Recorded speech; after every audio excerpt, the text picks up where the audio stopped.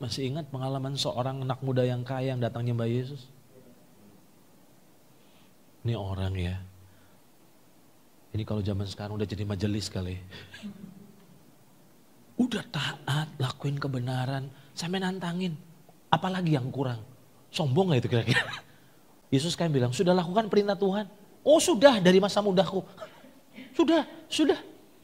Terus dia nantang lagi. Apanya yang kurang? Yesus langsung tembak. Tolong jual seluruh hartamu ya. Terus bagi-bagiin sama orang miskin, terus kamu ikut aku. Begitu dengar kata jual, dia milih mana? Milih uang atau milih Tuhan?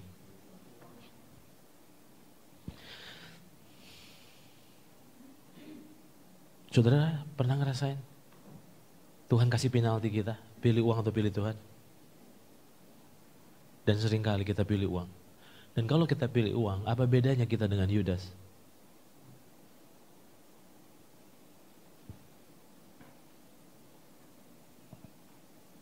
Jual Yesus demi uang. Kita rela kecewain Tuhan hanya demi memperoleh uang. Kenapa? Karena kita mencintai uang. Kenapa kita mencintai uang? Karena di mata kita uang sangat cantik dan menarik. Lihat ini. Lewat memberi, ternyata Tuhan itu ingin melepaskan ikatan uang di hati kita. Dan dia ingin menunjukkan bahwa hidup kita tidak ditentukan oleh uang. Oke, saya tunjukkan satu ayat, nanti saudara akan terkejut. Kalau Tuhan udah nyingkapin tuh keren, gak pernah kepikir. Oke, saya ulang ya. Waktu Tuhan itu ngajak saudara, beri, lepas gitu. Yang ada di tanganmu tuh lepasin. Kita bilang, waduh lepasin, ini bernilai sekali Tuhan. Bernilai sekali. Nanti gimana kalau lepas? Nah saya mau bilang, lewat memberi, Tuhan itu sebenarnya ingin melepaskan ikatan uang di hati kita. Dan dia ingin menunjukkan bahwa sebenarnya hidup kita tidak ditentukan oleh uang. Nah saya tunjukkan ayatnya. Coba, saudara pernah gak lihat ayat ini dari sudut pandang yang beda? Maleakhi pasal 3 ayat yang ke-10 firman Tuhan bilang begini. Bawalah seluruh persembahan persepuluhan itu. Kayaknya saya perlu bahas ya. Seluruh persembahan perpuluhan. Kalau gaji saudara 1 juta perpuluhannya 100.000. Kalau saudara masukin amplop perpuluhan yang harusnya 100.000 cuma 50.000 itu bukan perpuluhan namanya. Makanya saya bilang. Saya pernah mengajar di Manado waktu itu. Perpuluhan itu ujian ketaatan dan kejujuran. Gak ada yang tahu kok. Emang gereja tahu gitu? Itu benar atau salah? Gak ada yang tahu sebetulnya. Itu antara saudara dan Tuhan. Makanya saya katakan perpuluhan itu adalah sebenarnya cuma apa sih? Ujian kejujuran dan ketaatan. Bahwa sebenarnya engkau tuh cinta uang atau enggak.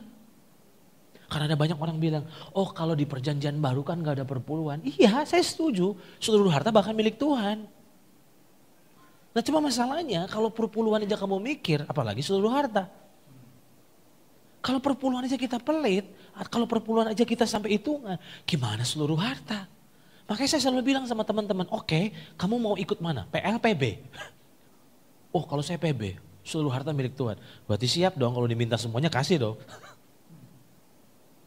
Oh, tapi saya mau katakan, saya tidak sedang membesar-besarkan perpuluhan. Perpuluhan itu adalah ujian ketaatan dan kejujuran kita sebenarnya. Itu latihan supaya kita tuh tidak terikat sama uang. Oke, nah perhatikan ayat ini. Bawalah seluruh persembahan persepuluhan itu ke dalam rumah perbendaharaan supaya ada persediaan makanan di rumahku. Nah, coba saudara perhatikan. Kira-kira kalau sampai Tuhan ngomong gini, orang Israel bawa atau tidak? Saya ulang, kalau Tuhan bilang bawalah, berarti sebenarnya pada saat itu kira-kira orang Israel bawa atau tidak? Tidak. Benar gak itu? Pertanyaannya sekarang, kenapa tidak? Karena buat mereka masih butuh. Betul gak itu? Saya aja masih perlu kok. Tetapi ayat ini menarik menurut saya. Tuhan bilang, bawalah seluruh persembahan persepuluhan itu ke dalam rumah perbendaharaan supaya ada persediaan makanan di rumahku. Dan ayat ini bilang gini, dan ujilah aku. Firman Tuhan semesta alam, apakah aku tidak membukakan bagimu tingkap-tingkap langit dan mencurahkan berkat kepadamu sampai berkelimpahan? Nah, satu kali saya dapat pewahyuan ini. Jadi Tuhan bilang gini, kamu percaya sama duit toh? Lepas. Kasih. Dan begitu dikasih, Tuhan bilang gini, uji aku akan buktikan. Bahwa waktu kamu melepaskan uang itu, kamu tidak akan mati. Tapi sebetulnya kamu akan diberkati. Jadi kata ujilah aku, kenapa sampai Tuhan bilang uji aku? Karena orang Israel ragu. Mereka lebih percaya duit daripada Tuhan. Bukankah hari-hari ini ada banyak orang Kristen lebih percaya duit daripada Tuhan?